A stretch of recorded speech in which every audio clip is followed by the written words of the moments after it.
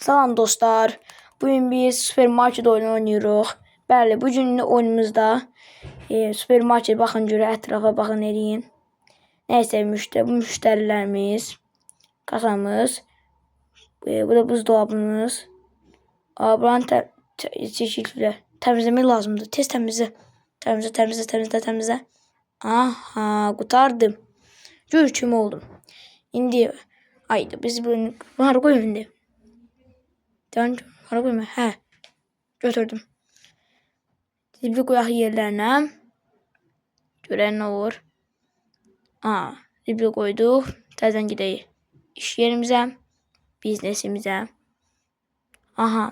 Bu da kley deyən, kley ağlıma bir şey gəldi deyən. Qağa biraz mehribanlaşaq. Oy. Qağa dözməzdim. Neyse.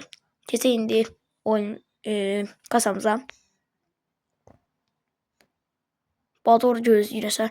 Neyse başlayaq. Aha. Mən sənə 5.19 qaytarmalıyım. 5.19 qəpik.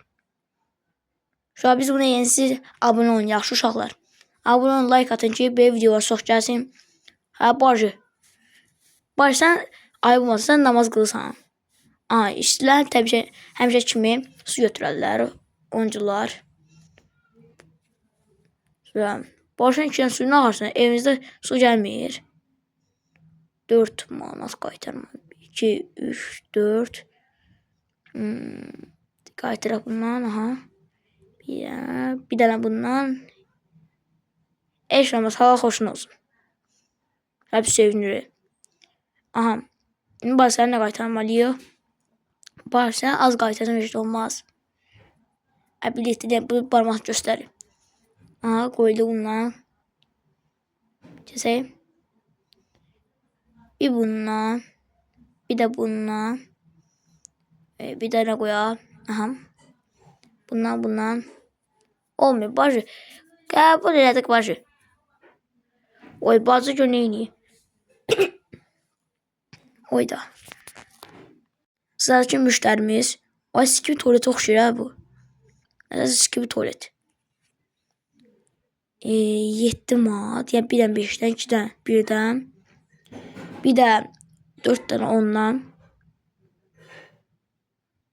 Basınca. Olmur. Gözlüyorum. Bunlar hadi. Bundan. Bir də. Nədən qoyaq? 1. 31. Almırıq. Mən basıyorum. Aha. Axır sən bir yetdin.